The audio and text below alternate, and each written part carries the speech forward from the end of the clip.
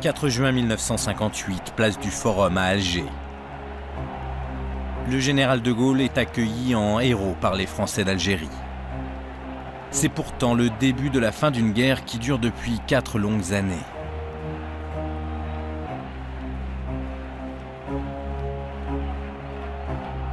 De Gaulle savait, avant même de revenir au pouvoir en 1958, que l'intégration de l'Algérie dans la France n'était pas possible, voire n'était plus souhaitable. Et si à l'époque le général avait clairement donné ses intentions, je me crois qu'il y aurait eu une vraie révolte. La rencontre entre le général et les Français d'Algérie restera sans doute comme l'un des malentendus les plus douloureux de l'histoire de notre pays. Je vous ai compris. Entre ce 4 juin 1958 et la fin de la guerre d'Algérie, 4 nouvelles années de combat et de violence. Voici l'histoire d'un processus inéluctable, d'une négociation difficile avec ses avancées, ses blocages et ses rebondissements.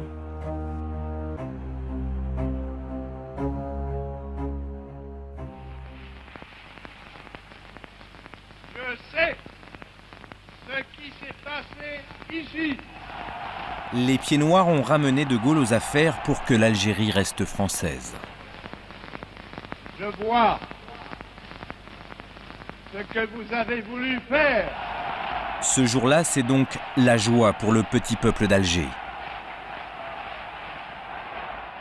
Quand on entend le général de Gaulle, on se dit bon ben ça va, il nous garantit que les choses vont rester en l'état en tous les cas. J'ai cru à de Gaulle à ce moment-là, c'est certain, et je me disais que je vous ai compris, je ne pensais pas que c'était dans les sacrifiés qu'il nous comprenait. Et beaucoup par exemple ont fait des investissements. Moi, mon propre père d'ailleurs, de certains points de vue, a fait la même chose. C'est pour ça qu'il en veut aussi général de Gaulle, parce qu'il a cru au départ à ce qu'il disait, et donc il a acheté un appartement à Oran, il a mis toutes ses économies, et puis en fait on est reparti, on a tout laissé. Le Front de Libération Nationale Algérien, le FLN, a une interprétation très différente du retour de De Gaulle. Car pour lui, le général est celui qui a prononcé le discours de Brazzaville, l'homme qui, dès 1944, défendait le processus de décolonisation, un défenseur du droit des peuples à disposer d'eux-mêmes. L'arrivée du général de Gaulle a été saluée comme un espoir. Le FLN, tout de suite, comprend que l'avènement de Gaulle va apporter des changements importants dans la politique française. Pour le FLN, De Gaulle est bien celui qui va donner l'indépendance à l'Algérie. Il y a une réponse politique à la venue de Gaulle. C'est la Constitution, 19 septembre 1958, du gouvernement provisoire de la République algérienne. Donc, on rentre dans une nouvelle étape, celle de la consolidation des institutions du FLN. On le sait, l'histoire va donner raison aux Algériens. D'ailleurs, 15 mois après son retour au pouvoir, le général pose les bases de ce qui, désormais, va être la ligne directrice de sa politique algérienne. On peut maintenant discerner le moment où les femmes et les hommes qui habitent l'Algérie seront en mesure de décider de leur destin une fois pour toutes, librement, en connaissance de cause. Le vrai tournant du discours du 16 septembre 1959, c'est l'idée qu'on va faire un référendum et qu'on va demander aux Algériens ce qu'ils souhaitent. C'est quand même un coup d'éclat extraordinaire. Je considère comme nécessaire que ce recours à l'autodétermination soit proclamé aujourd'hui. Et c'est à partir de là que se présente pour la première fois la possibilité concrète de négociations avec le FLN, donc avec des membres du FLN, pour essayer d'aboutir à une autre solution que l'Algérie française. On peut maintenant... Ce discours est un coup de tonnerre pour les partisans de l'Algérie française. En revanche, c'est une victoire pour ceux qui militent en faveur de l'indépendance Louis Jox, l'homme qui va négocier les accords d'Évian, fait partie de cela. Son fils, Pierre, se souvient de ce moment précis. Le 16 septembre 1959, le discours de De Gaulle, je l'ai entendu au mess des officiers de la base aérienne de Colombichard, où j'étais. On était en train de se préparer à dîner. Alors on a explosé de joie, presque tous, dans le contingent. Et j'ai envoyé immédiatement un télégramme à mon père parce que c'était son anniversaire, le 16 septembre 1959. J'ai dit, bon anniversaire. Et on a cru à ce moment-là, nous, des jeunes officiers ou des jeunes soldats, on a cru que la paix c'était pour Noël. Sur le terrain, pourtant, les affrontements redoublent de violence. L'armée française n'a jamais été aussi offensive. De Gaulle semble faire le contraire de ce qu'il a annoncé. Dans un premier temps, la stratégie de Gaulle, ça a été plutôt une stratégie militaire. Porter des coups aux maquis algériens, faire en sorte que les maquis du Front de Libération Nationale plient, soient affaiblis au maximum pour débuter, pour commencer de véritables négociations. Le FLN, sur le plan militaire, se faisait battre beaucoup par le plan Chal. Chal était un militaire qui avait une idée très simple, c'est vraiment le rouleau compresseur, si vous voulez. On évacuait tout le monde, on a évacué 1,5 million ou 2 millions de paysans, quelque chose comme ça, qu'on a mis dans des camps, ça c'était pas ce qu'il y avait de plus beau. Mais quand même, le FLN, là, militairement, on a pris un coup. L'armée française tient sa victoire militaire. De Gaulle veut profiter de la position de force pour négocier. Juin 1960, dans un secret absolu, une délégation de militaires du FLN atterrit à Paris, direction l'Élysée.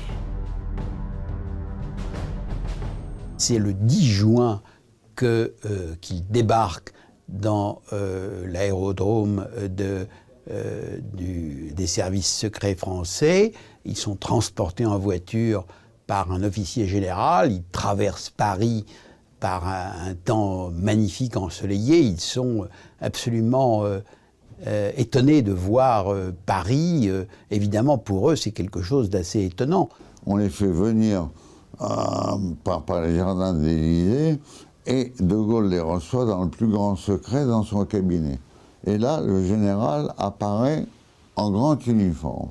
De Gaulle leur dit que, de façon extraordinairement courtoise, d'après ce qu'on a compris, qu'il a bien vu ce qu'il voulait faire, qu'il rendait hommage, comme il l'avait fait en 1958, à leur courage. Et il se passe une chose tout à fait typique du général de Gaulle, c'est qu'il leur tient un discours éblouissant sur le futur de l'Algérie tel qu'il la voit. Il leur demande dans quelle mesure ils peuvent faire déposer les armes. Par conséquent, c'est bien cela, c'est les couteaux au vestiaire. De Gaulle raccompagne ses hôtes jusqu'à la porte en disant « Je ne vous serre pas la main, je vous la serrerai lorsque nous aurons signé les accords qui construisent cette Algérie dont je vous ai esquissé les grandes lignes. » Aucun membre de cette délégation algérienne ne serrera la main du général de Gaulle. Car le FLN est divisé. De retour en Algérie, ceux qui ont rencontré le président français n'ont plus la main. Le voyage à Paris n'a servi à rien. De Gaulle veut absolument trouver une solution. Il reprend l'initiative. Dans les jours qui suivent, De Gaulle lance un appel solennel au GPRA lui-même, c'est-à-dire au chef politique de la rébellion, pour avoir une négociation publique. Et à la surprise générale, le GPRA réagit très vite et il envoie donc 2 de ses délégués pour préparer la venue de Ferhat Abbas, le président du GPRA, pour rencontrer De Gaulle à Paris. Donc à la fin juin 1960, 2 représentants du président du GPRA viennent en France. Ils sont reçus à la préfecture de Melun. Cette fois, la négociation est publique. La ville est prise d'assaut par la presse. Les yeux de tous les Français sont tournés vers Melun. L'épisode fait la une des journaux. De Gaulle, l'homme du 18 juin 1940, est sûr de lui. Il pense pouvoir imposer ses conditions au FLN. Quand De Gaulle arrive au pouvoir, d'abord, il a une certitude incroyable, peut-être mégalomaniaque, sur le fait qu'on acceptera de sa part ce qu'on a refusé aux autres. Il est persuadé que le FLN, qui dans le privé, qui traite de pouilleux, qui vont venir à quatre pattes se traîner à ses pieds. Il pensait qu'il arriverait avec les forces de la nation, enfin bien sûr, mais qu'il arriverait à faire plier le FLN. Mais les négociations de Melun sont un échec, car De Gaulle demande un cessez-le-feu préalable à toute discussion. Pour le général, la question de l'indépendance n'est pas encore à l'ordre du jour. Le FLN, lui, ne vient en France que pour une seule raison. Toute notre politique était définie par une position tout à fait radicale. C'est-à-dire, nous étions partis pour aboutir à l'indépendance totale. Donc il y a manifestement malentendu au cours du mois de juin 1960, et à partir de là, la situation ne va pas cesser d'empirer. Après l'échec de Melun, De Gaulle n'a donc pas d'autre choix que de faire un pas de plus vers les Algériens. En novembre 1960, il prononce un grand discours à la télévision. Ayant repris la tête de la France, j'ai, on le sait, décidé en son nom de suivre un chemin nouveau. Ce chemin conduit non plus au gouvernement de l'Algérie par la métropole française, mais à l'Algérie algérienne.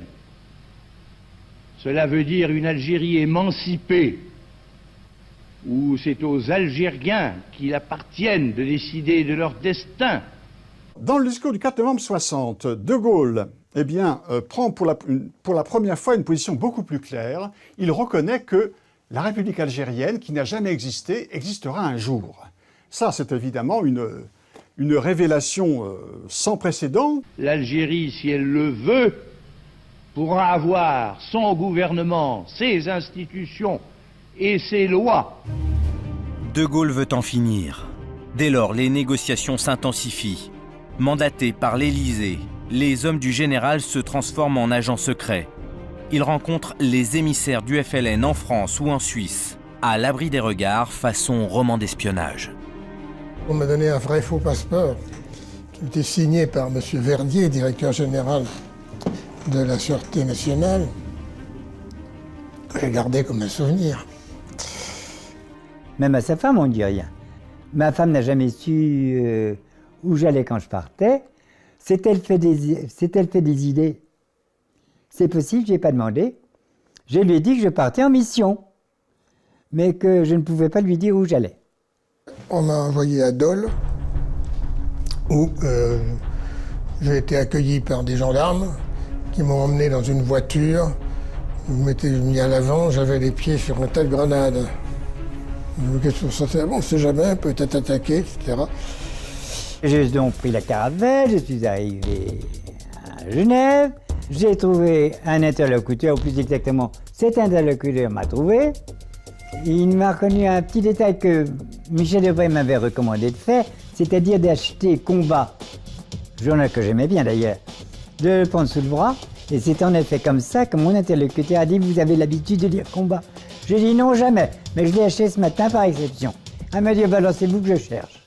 Et tous les 3 ou 4 kilomètres, il changeait la plaque d'immatriculation parce qu'il disait on risque d'être repéré et il faut savoir que votre tête pourrait très bien être mise à prix. À quoi pensons? Naturellement, on pense aux affaires qu'on a traitées. Mais aussi, on pense aussi aux conséquences de ce qu'on décide. Quand on décide de se rencontrer dans 15 jours, moi je sais qu'à chaque fois je dis 15 jours. 15 jours, mais ça va faire encore combien de morts pendant 15 jours? C'est absurde. Pour la conférence d'Évian, un avion a amené à Genève les membres de la délégation FLN conduite par M. Belkacem Krim et qui comprend MM. Boumengel et Ahmed Francis, qui résument à eux trois toutes les tendances du FLN. Et à sa descente d'avion... Après des mois de rencontres secrètes, de contacts informels et confidentiels, les négociations reprennent officiellement à Évian. L'Algérie veut accéder à la vie internationale sans complexe, avec le désir sincère de coopérer avec tous les peuples et d'apporter sa modeste contribution au progrès humain. Et vient l'hôtel du Parc. La police fait toujours aussi bonne garde. Monsieur Louis Jox, ministre d'État pour les affaires d'Algérie, chef de la délégation française, arrive le premier. La délégation FLN pénètre à son tour à l'hôtel du Parc. Sommes-nous enfin en vue de l'aboutissement? Mais cette conférence est sous haute tension. Le maire d'Évian, Camille Blanc, est assassiné chez lui par l'OAS. L'organisation secrète pro-Algérie française veut empêcher la tenue de ces négociations. Les activistes de l'OAS multiplient les attentats en Algérie et en métropole.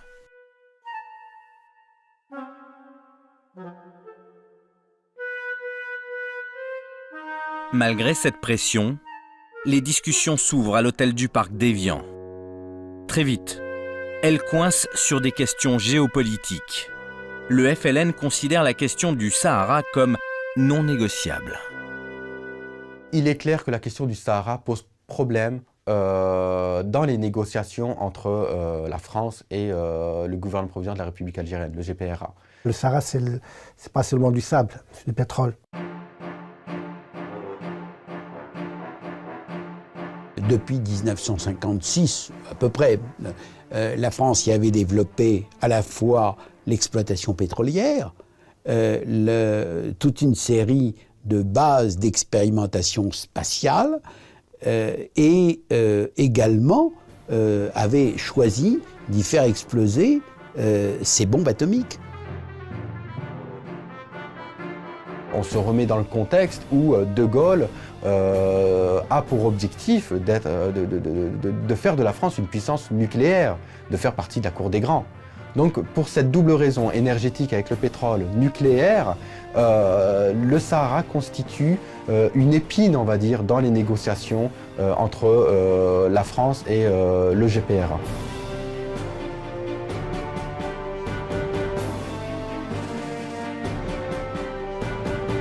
Moi, je m'occupais du pétrole, mais donc j'étais chargé pour présenter la thèse sur le Sahara.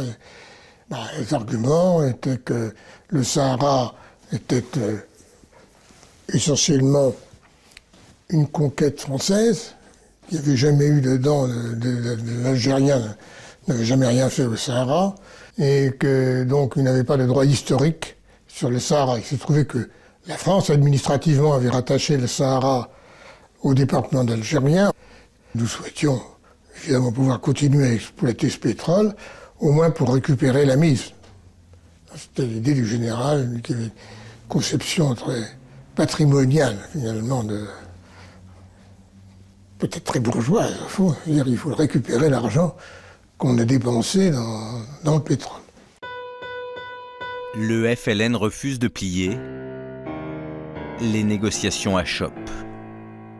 Les Algériens craignaient de s'engager, craignaient d'être roulés dans la farine par les négociateurs français qu'ils estimaient à leur juste valeur, c'est-à-dire des gens très habiles et tout à fait remarquables. Je me souviens que Krim Belkacem nous a dit « Vous avez pris la décision d'une journée, c'est nous qui avons décidé d'arrêter. Hein. Vous avez décidé d'arrêter Cindy. Cindy, c'était Cindy, les négociations. C'est à vous de nous dire quand vous allez reprendre. »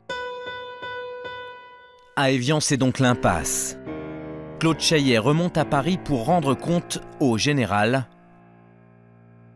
De Gaulle s'emporte. Vous direz à ces lascars que l'indépendance de l'Algérie est acquise. Vous m'entendez? L'indépendance de l'Algérie est acquise, mais qu'il faut maintenant qu'ils se décident à sauter le pas. Mais les Lascars sont déterminés à obtenir l'entière souveraineté du territoire algérien. À la surprise générale, De Gaulle finit par céder. Le Sahara sera algérien.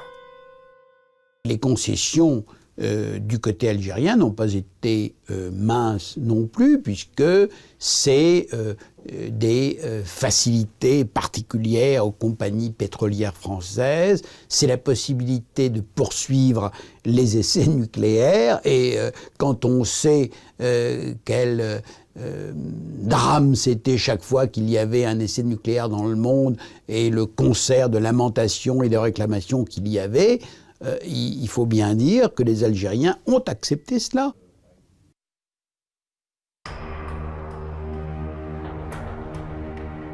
À Alger, les tenants de l'Algérie française font tout pour faire échouer les négociations. En avril 1961, des militaires vont tenter le coup de force. Conduit par 4 généraux, Jouhaud, Salan, Chasles et Zeller, le putsch d'Alger est une tentative de coup d'État pour renverser De Gaulle.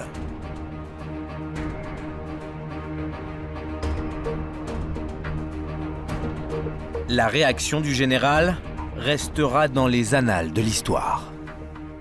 Ce pouvoir a une apparence, un carteron de généraux en retraite. Il a une réalité, un groupe d'officiers partisans, ambitieux et fanatiques. Leur entreprise ne peut conduire qu'à un désastre national. Françaises, Français, aidez-moi! À Alger, le putsch dure 3 jours. Le pays retient son souffle. En métropole, l'appel du général est entendu. Et le peuple de Paris était appelé à tenir son rôle dans ce drame inattendu. C'est par milliers qu'ont pu compter les engagements réclamés pour seconder les forces de l'ordre. Le gouvernement avait pris ses mesures de sauvegarde et assurait la sécurité nationale. La tentative de coup d'État est rapidement condamnée, car la majorité des officiers restent fidèles à De Gaulle. Le carteron de généraux est arrêté. De Gaulle garde donc la situation en main. Mais le monde entier a les yeux rivés sur cette affaire algérienne. La pression internationale est de plus en plus forte sur la France. Le FLN va en tirer profit. Sur le plan international, c'est un FLN important, un FLN soudé, un FLN cohérent. Sa politique étrangère, c'est-à-dire la diplomatie du FLN, qui est l'un des, peut-être des grandes réussites, l'une des plus grandes réussites du FLN, c'est sa diplomatie, qui commence à partir de 1958, une diplomatie démonstrative, audacieuse. Le FLN attachait beaucoup d'importance à ce que l'opinion internationale soit de son côté. Et il avait un communicant, comme on dirait aujourd'hui, extraordinaire, à New York, à l'ONU, à Washington aussi, en même temps par hasard, de temps en temps, qui s'appelait Yazid, qui parlait américain remarquablement, qui passait sur les télés américaines et tout ça. On a parlé aussi de l'Algérie à la commission politique de l'ONU, où adversaires et partisans de la politique française se sont expliqués. Round d'observation avant le débat en Assemblée générale. Le combat des Algériens, grâce à cette diplomatie démonstrative, devient un combat pour la liberté, un combat contre le colonialisme. On est tout de même dans une période où la décolonisation est devenue le fer de lance, on va dire, d'une grande partie des États de ce monde. Comment cela se fait-il que la très grande majorité des États d'Afrique obtiennent leur indépendance, que ce soit par l'Angleterre ou que ce soit par la France aussi? Comment cela se fait-il que la France se rattache à cette Algérie? La stratégie du FLN, hein, de résonance internationale, etc., cette stratégie du faible au fort, produit ses effets. Effectivement, la France va être isolée sur la scène internationale. La guerre d'Algérie fait mettre la France quand même au banc des nations à l'ONU, puisqu'il y a des condamnations. Le sénateur Kennedy, qui n'est pas encore président, John Kennedy, qui fait des interventions à l'ONU pour condamner cette guerre menée par la France, etc. Donc tout ça, De Gaulle, il le sait parfaitement. Il faut arrêter à tout prix. Et donc, voilà. Et tout le reste n'a pas grande importance.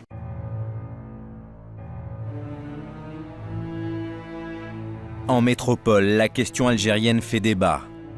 Le climat est électrique et les Français divisés. Parfois jusque dans leur famille. Certaines se déchirent carrément sur la question algérienne. J'avais une sœur aînée qui était une passionnariat de l'Algérie française. Je considérais que je m'étais vraiment lié avec le diable. J'ai eu une tante qui, à une de ses amies présentes, m'a présenté en disant « c'est mon neveu qui est aux affaires étrangères et son seul souci est de brader l'Empire ». Je me suis tourné vers cette amie qu'elle avait invitée à prendre le thé et qui pensait avoir des moments agréables. Et je lui dis « Madame, vous qui vous étonnez, comme ma tante le dit que je brade l'Empire, vous êtes naturellement prête à me donner le sang de votre fils, qui a 20 ans. Et vous, ma tante, ce tableau, vous me le donnez aussi, parce que j'ai besoin d'argent. Pour faire la guerre, il faut de l'or, il faut de l'argent, et il faut du sang. Donnez-moi les deux, je fais la guerre. » Progressivement, les partisans de la paix deviennent majoritaires. La guerre apparaît de plus en plus inutile. Au seuil de la 8e année de conflit, l'indépendance semble inéluctable. Les Français refusent de donner leur sang plus longtemps à une cause qu'ils ne partagent plus. Il faut bien voir qu'à la fin en 59-60, il y a 500 000 garçons du contingent d'Algérie. Donc ça veut dire 500 000 mamans, 500 000 pères, 500 000 petites amies, 500 000 sœurs, 500 000 frères en moyenne. Ça fait des millions de gens qui ont quelqu'un en Algérie et ils ont peur pour lui. C'est le guépier algérien, faut ne pas dire la phrase courante à l'époque, le merdier algérien. Et donc, il faut se tirer de là. À Alger, mais aussi en métropole, les partisans de l'Algérie française ne s'avouent pas vaincus. À Paris, des parachutistes déçus et des militants d'extrême droite s'activent au sein de l'OAS Métro. Ils amplifient les plastiquages. Ce sont les Nuits Bleues. Au fond, une idée est omniprésente dans la tête de ces hommes. C'est tuer De Gaulle, hein, c'est la seule chose, c'est le seul blocage réel qu'il y a, car lui seul peut arriver à continuer dans sa néfaste politique anti-française. La violence est partout. À Pont-sur-Seine et au Petit Clamart, le général de Gaulle échappe 2 fois à la mort. C'était vraiment la guerre. Hein. Il fallait, je pense qu'on ne s'en rend pas compte aujourd'hui à quel point cette fin, les derniers mois de la guerre d'Algérie ont été extrêmement violents. Ça faisait la une des journaux, évidemment, tous les jours. Attentats ici, les Moulineaux, attentats, etc. Les attentats contre le général de Gaulle. Enfin bon, c'était, il y avait quand même un climat de guerre civile. À quelques mois de la signature des accords d'Évian, l'OAS se déchaîne. Il plastique un certain nombre d'appartements intellectuels, il plastique les journaux, Le Monde, l'Express. On a plastiqué mon appartement. Moi j'ai eu 2 policiers devant chez moi. Jean Daniel est alors journaliste à l'Express. Il est réputé pour ses opinions pro-indépendantistes. Mes parents n'étaient pas menacés, c'était pire.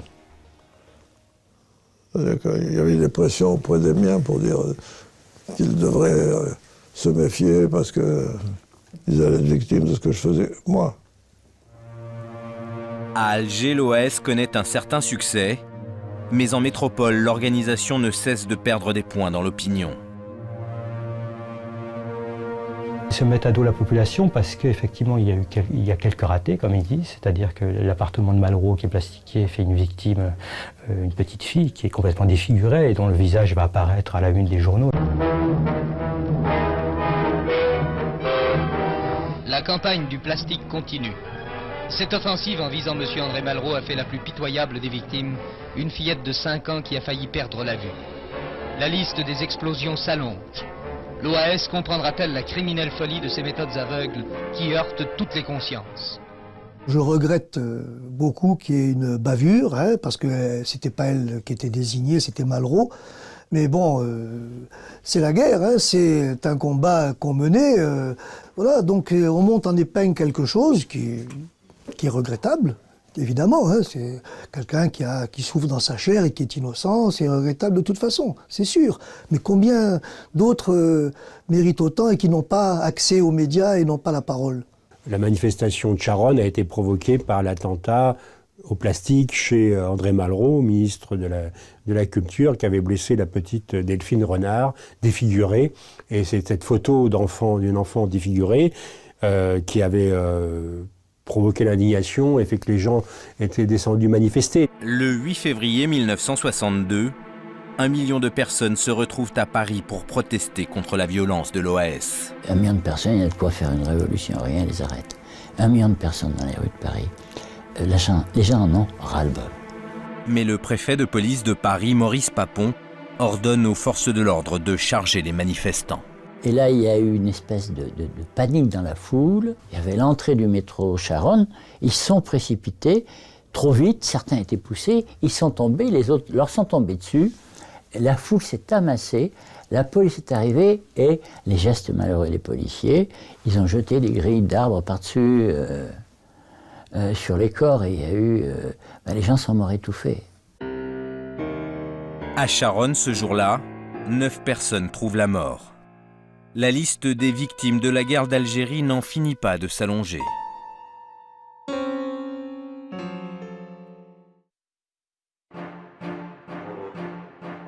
Désormais, De Gaulle est pressé de trouver un accord. Les négociateurs français retrouvent les Algériens dans le village des Rousses, dans le Jura. Cette nouvelle rencontre secrète va être déterminante. C'était en plein dans la neige, c'était à 800 mètres, quelque chose comme ça, du col de la Faucille. Mais il fallait y aller par des petits chemins, etc. Et qu'est-ce que c'était? C'était un hangar, essentiellement. On va chercher les Lascars, parce que nous les appuyions entre nous comme ça. Nous allions les chercher de l'autre côté de la frontière. Ils venaient dans une voiture camouflée. Et ils arrivaient aux roues, s'entraient, montaient. Et puis, les discussions avaient lieu. L'épisode dure une semaine. Les négociateurs s'épuisent et reprennent tous les points de désaccord, un par un. À l'Élysée, De Gaulle, impatient, appelle plusieurs fois par jour. La partie la plus importante qui est inconnue de toute cette affaire, un coup de téléphone du général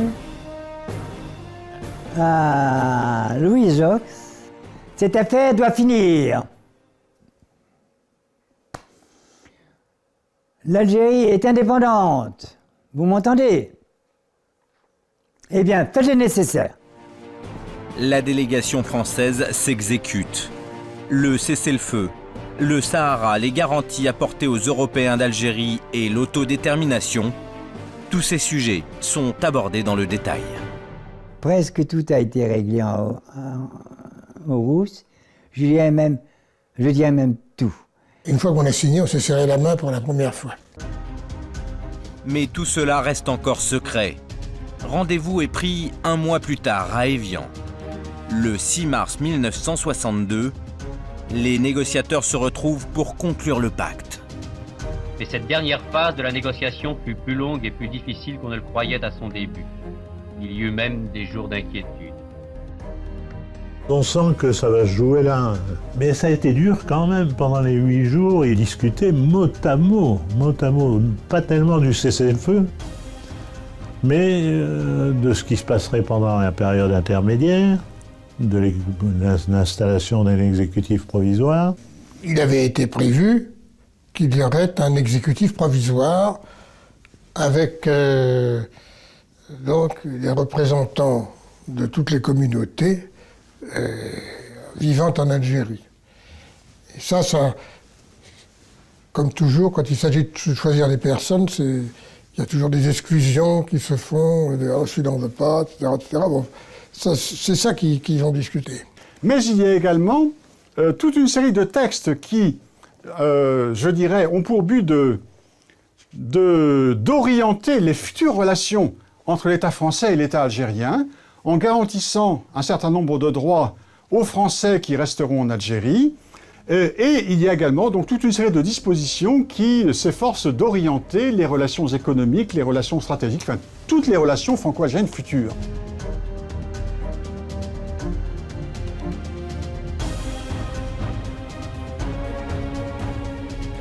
Jusqu'au dernier moment, les Algériens ont été méfiants sur ce qu'étaient les conditions de la négociation, les modalités des accords, au point de demander la lecture intégrale des accords au dernier moment pour qu'on soit bien, on convienne bien des différents termes. Et avec chaque page des accords d'Évian qui se trouvent au ministère des Affaires étrangères, paraphés par Krim Belkacem d'un côté, les négociateurs français, en particulier Louis Jox de l'autre côté. Les accords d'Évian, c'était, à mon avis, un très bon compromis. C'est un chef-d'œuvre juridique. Que ça, c'est un chef-d'œuvre parce qu'ils anticipaient tous les risques que couraient les Français d'Algérie.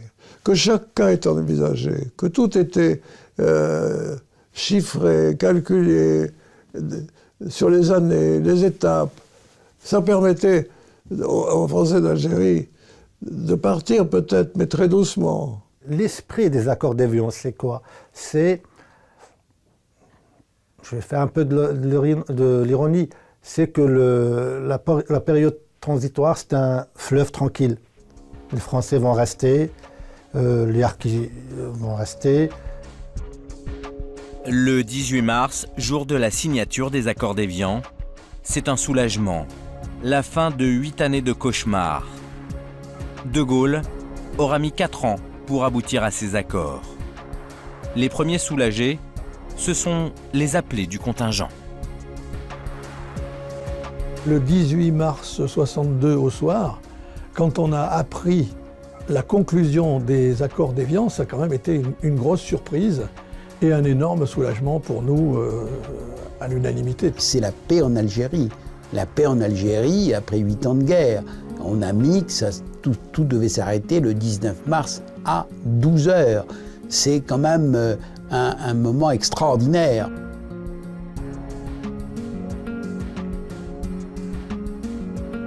Nous étions soulagés que ça se termine enfin et que nous puissions avoir un horizon très très proche maintenant de notre libération et notre retour en France. L'obsession des appelés d'Algérie, c'était rentrer à tout prix, partir sortir de cette guerre, etc.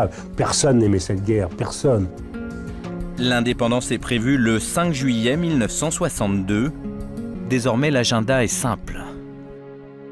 Il y aura des élections 3 semaines après la proclamation de l'indépendance, une assemblée constituante, un nouveau régime, un nouveau pouvoir en Algérie. C'était ça le scénario. Mais la liesse est de courte durée car le scénario n'est pas respecté. On sait bien que la guerre ne s'est pas terminée le 19 mars, puisqu'il y a eu peut-être derrière les 3 ou 4 mois les plus violents de la guerre d'Algérie, les plus affreux. C'est l'OAS qui a refusé le cessez-le-feu, d'abord dans un premier temps refusé, et dans un deuxième temps carrément violé, 2 jours après. À Alger, 6 obus de mortier tirés par l'OAS tombaient sur la place du gouvernement. C'était le début de l'offensive de l'OAS, qui devait ensuite s'attaquer aux forces de l'ordre, tuant 15 soldats en blessant 70. Et le 23 mars 1962, à Bab el-Oued, les civils de l'OAS armés tirent sur les soldats du contingent pour récupérer leurs armes. Et il y a 9 morts. Alger s'embrase dans un déchaînement de violence. L'OAS veut reprendre la main. Les activistes s'attaquent directement aux musulmans et à l'armée française. C'est la stratégie de vouloir montrer que il y a une force en Algérie qui s'oppose à ces accords d'Évian, qu'elle est représentative d'une partie importante de la population, les Européens et les musulmans fidèles à la France. La volonté, après les accords d'Évian de la direction de l'OAS, du général Salon et d'un certain nombre de ses adjoints, c'est de dire, bon, il faut maîtriser Alger, il faut maîtriser l'Algérie, il faut que ce soit à nous. Et comme ça, les accords d'Évian qui prévoient une passation de pouvoir entre la France et le FLN pourra pas se faire, puisque c'est nous qui aurons le pouvoir à Alger et à Oran. La tension devient extrême, paroxystique, on pourrait dire. Hein, c'est la politique de terre brûlée, les grands incendies, les raffineries, cette politique totalement folle de l'OAS, même d'assassiner tout Algérien parce qu'il était algérien, sans aucune raison, les blesser dans les hôpitaux. Enfin, ça a été abominable, quoi. L'OAS tente le tout pour le tout. Certains pieds noirs la rejoignent, c'est l'escalade. C'est des gens qui sont rentrés chez eux un soir en disant ben voilà, j'ai appris qu'il y avait machin qui avait été tué par le FLN, enfin par les Arabes, hein, il ne parle pas de la FLN, et donc à chaque fois que maintenant qu'il y a un Français qui va être tué, moi je vais prendre mon flingue et le soir je vais aller tuer un Arabe. Autour de moi, l'OAS c'était un mythe, hein, mais que tout le monde autour de moi pas ma famille, parce que mon père, lui, était différent de ce point de vue-là. Mais le reste de l'univers dans lequel je vivais était quand même fasciné par l'idée que l'OAS était une sorte de mythe. Parce qu'il y a eu l'idée à un moment donné que l'OAS peut-être allait empêcher les accords d'Évian, voilà, qu'il y avait une sorte de peut-être d'État qui allait se proclamer indépendant, etc. Une partie des Européens d'Algérie, dorénavant, placent leurs espoirs dans l'OAS, qui sont leur dernier rempart. Mais une date fatidique va faire basculer les choses, c'est la fusillade du 26 mars 62. Ce jour-là, à l'appel de l'OAS, les Français d'Algérie manifestent. Et dans la rue d'Isly, à Bab el-Oued, ils se heurtent à un barrage de soldats français. La violence l'a encore emporté sur la paix. Provocation, énervement, des coups de feu éclatent, une fusillade d'une violence inouïe se déclenche, 49 morts, 150 blessés. Pour la première fois, l'armée française tire sur les Français d'Algérie. Quand on a vu que les troupes gaullistes tiraient sur des manifestants pacifiques, là on s'est dit, De Gaulle fera tout pour remettre l'Algérie aux mains du FLN le plus rapidement possible. Les soldats français tirent sur les Français d'Algérie, l'OAS, plastique, massacre, tire sur des soldats français. Donc il y a bien un côté guerre civile. Le 26 mars 62, les Européens d'Algérie savent dorénavant que l'armée française ne les protège plus du tout. C'est à partir de cette date qu'il y a véritablement le début des départs massifs vers le territoire français. Un autre événement va marquer les Pieds Noirs. Le 5 juillet, à Oran, des centaines d'Européens sont enlevés et massacrés par les combattants algériens. Après le massacre d'Oran, pour les Pieds Noirs, c'est la valise ou le cercueil. Le drame avait figé la ville dans l'angoisse. Oran était redevenu une cité coupée en deux et la ville européenne une ville morte.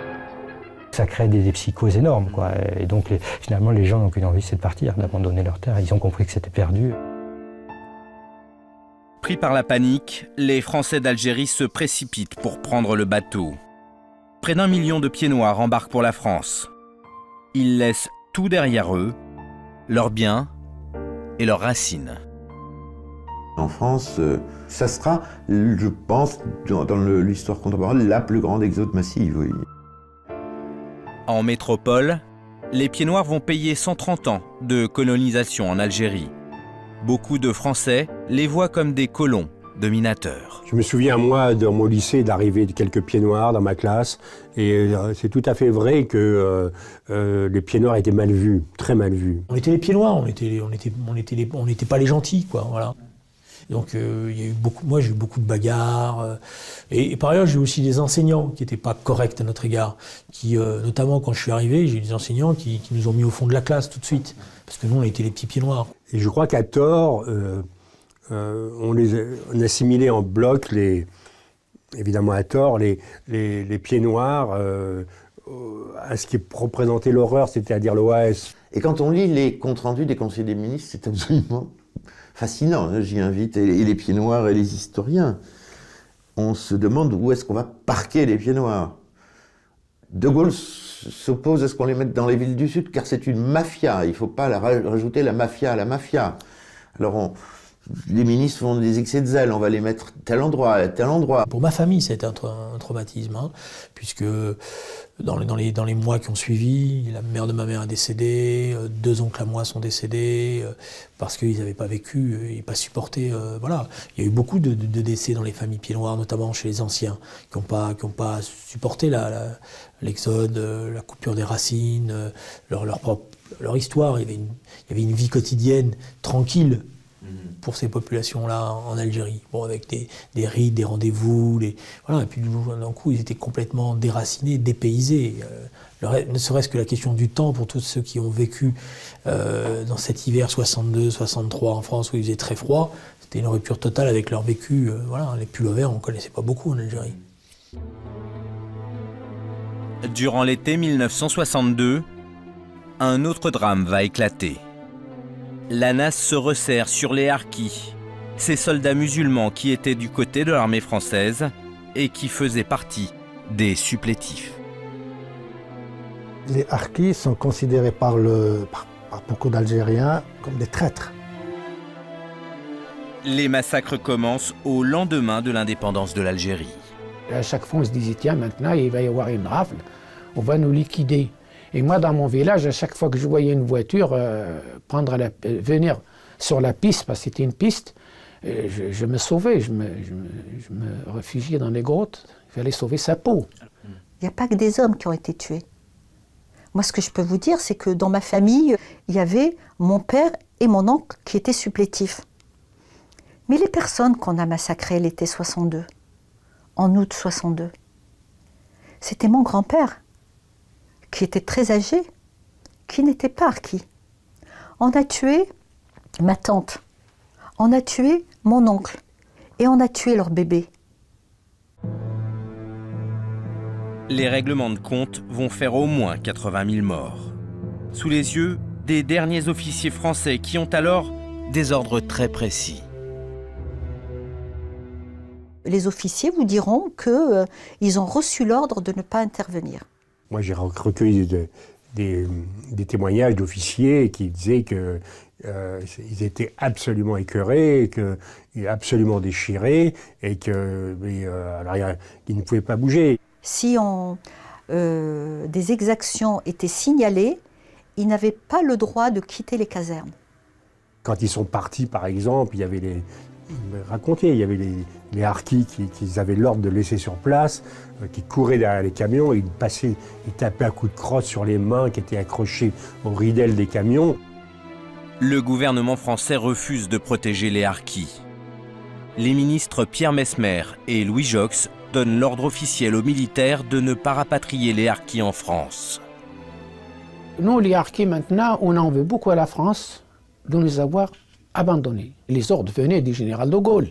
À l'époque, c'est lui qui a décidé, il leur a dit, ce magma de soldats, on n'en veut pas. De Gaulle l'a dit très clairement, oui, on pouvait parfaitement réagir, on pouvait parfaitement maintenir l'ordre et faire que les massacres cessent, mais c'était en quelque sorte recommencer la guerre d'Algérie, reprendre les hostilités, et ça, il n'en voulait plus du tout. On n'a pas appliqué les accords d'Évian. Il suffit de le dire, c'est une évidence qu'ils n'ont pas été appliqués. Laisser les harkis à leur sort pour ne pas refaire la guerre d'Algérie. De Gaulle oublie que c'est bien la France qui avait incité parfois fortement les harkis à entrer dans l'armée. Ce n'était pas un engagement volontaire dans le propre sens du terme. On a été évacués de nos territoires par l'armée pour faire de nos territoires une ligne rouge, et on a été regroupés dans des camps. Et là, les cadres de l'armée ont imposé un choix à nos parents, soit ils rejoignent le maquis, soit ils s'engagent dans les formations supplétives, dans comme harkis.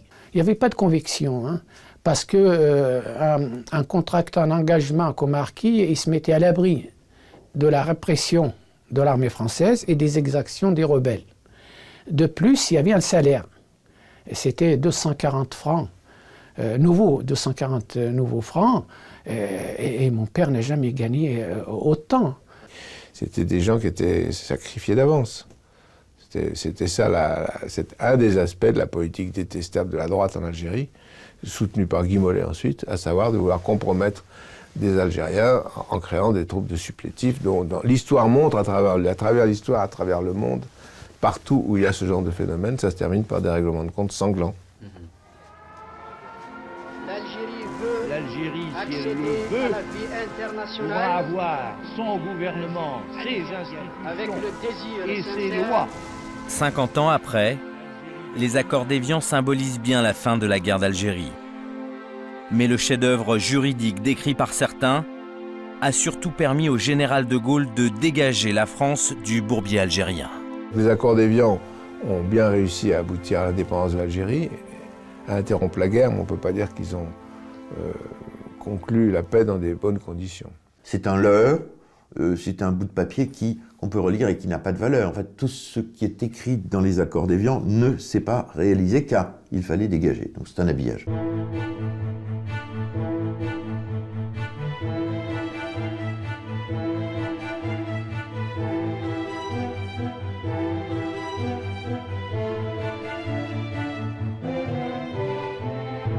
Est-ce que nous avons pris toutes les précautions? Non, on ne les prend jamais toutes. Jamais.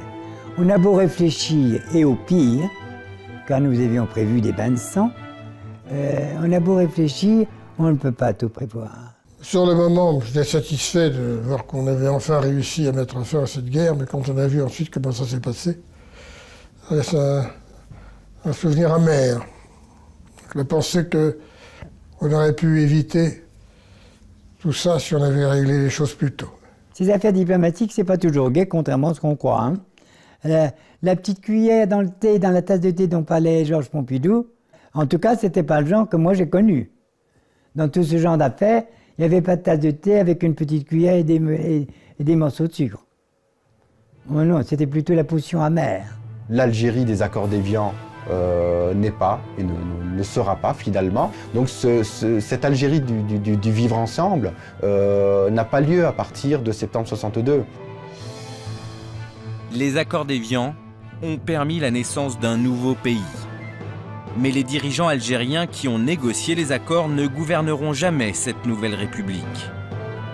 Krim Belkacem et ses amis seront écartés du pouvoir. L'Algérie imaginée par les négociateurs des accords d'Évian ne verra jamais le jour.